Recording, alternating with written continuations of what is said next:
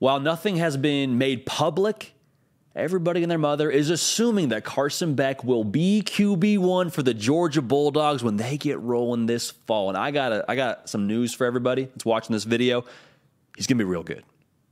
He's going to be very good. You and I both saw with our own eyes what he did in that spring football game. Was a technician, knew where to go with the football, flashed the arm talent, just looked like a field general out there. Cool as a cucumber. But he's going to be really good for a couple of other reasons outside of that. We'll talk about that in a second here, but there's more than just what meets the eye with Carson Beck. I think his situation, newsflash, is phenomenal. Phenomenal. You look at the way this shapes up for him. Should he be the starting quarterback? Look at those first 4 games. He just gets to wade into being the starting quarterback at Georgia. It's not going to be this thing where, hey, Carson Beck, congrats, you're the starter.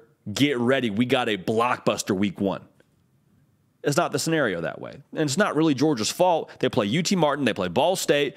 Play South Carolina, which will be definitely an increased level of difficulty. I'm not disrespecting the Gamecocks. And then you play UAB. So 3 out of your first 4, hypothetically, as a starting quarterback at Georgia, are against G5 teams. I love that for him. It's not going to be a thing where game 1, you got to be going 100 miles an hour. That's not what you do with a new vehicle. You don't just step on the gas straight out of the garage. Kind of ease into it, figure out how the car runs, you get comfortable, and then you slowly but surely start to open it up. That's the luxury that Carson Beck has as QB1, potential QB1 rather, for the Georgia Bulldogs. So that's very, very good. It's a very, very good sign for his maturation and his growth and development. All those buzzwords you want to use around quarterbacks when they first get the keys to the offense, that's a really good sign for him and for Georgia. It's a very good reality to live in. He's also surrounded by great players, which is just the beauty of going to Georgia. More thoughts on this? Make sure you're locked in right here. We're talking about college football, and it's May, and you're watching a video on it. We're sickos for this, man. We're cut from the same cloth. Make sure you're locked in right here because we're going to talk college football every single day. In season, out of season, don't matter. We're locked in. Make sure you're locked in with us. So thanks in advance for that. Also, make sure you follow me on Twitter and on Instagram at JD Pickell. We appreciate you in advance for that. So as I was saying, it's a beautiful reality when you go to Georgia. You're surrounded by the best players in the country. Kirby Smart recruits at the level he recruits at, and players are attracted to coming and winning at Georgia and what they are able to do from a developmental standpoint. So why is this important for Carson Beck? It's not going to be all on his shoulders. It's not going to be all on his shoulders. Why? Because he's going to drop back and have more or less 4 returning starters on the offensive line. Going to throw to arguably the best player in college football, regardless of position, and Brock Bowers. It's a good deal.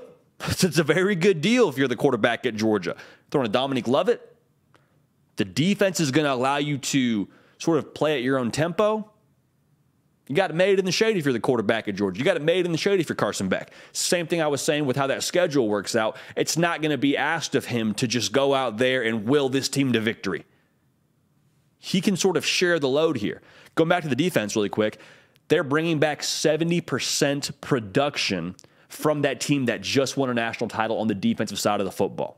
Why is it so important for Carson Beck? Because Carson Beck now, whenever he takes the field, there's no pressure on him to, hey, we got to maximize every single possession. We got to go score for score with the opposition. There might be some games where there's a little more pressure on each possession than others. Tennessee is one that you look at. They don't play that game until later in the year. But for the most part, it's going to be, hey, Carson Beck, you go do what you do. You play within yourself. You execute our system. We're going to be okay. If we have to punt here, that's fine. We got some absolute dogs on the defense. They're going to take care of business, okay? We got your back. It's not going to be the pressure of we got to score every time we touch the football. Because if that were the case for a young quarterback, then you start to play out in front of your skis. Then you start to press and maybe force some throws downfield that you otherwise wouldn't have forced. This is a good situation for Carson Beck. So there's those two pieces.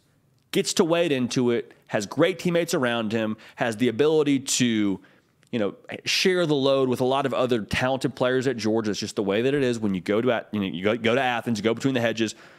But here's the reason why I have so much confidence in Carson Beck translating right away as a year 1 starter. Stetson Bennett is the GOAT when it comes to Georgia football. Now, don't take my word for it. Kirby Smart said that post-game right after the national championship. Said he's got GOAT status in Athens. Stetson Bennett. Stetson Bennett incredible talent. Thrived in this system. Different OC, but same system. He thrived in it. I'm looking at Carson Beck, and no disrespect to Stetson Bennett, but God just gave more natural ability to Carson Beck than he did to Stetson Bennett. Stetson Bennett is probably a better overall, you would imagine, athlete when it comes to his ability to tuck it and run. He also knew the offense inside and out.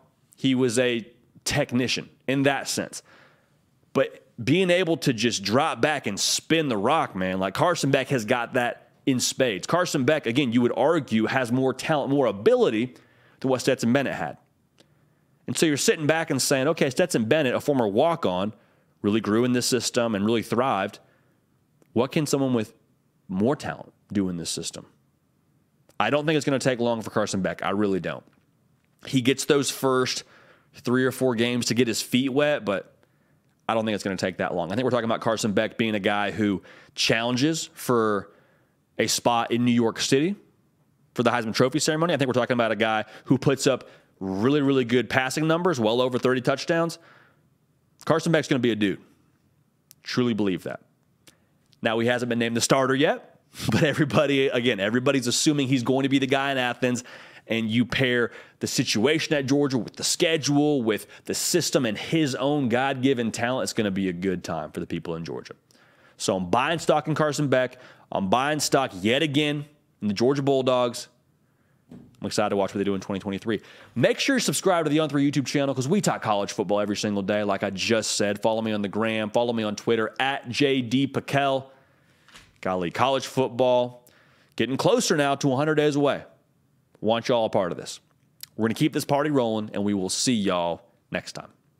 Hey, y'all, thanks so much for watching. Subscribe to the channel here to make sure you don't miss an episode of The Hard Count. Also, be sure to check out other videos on the On3 YouTube channel.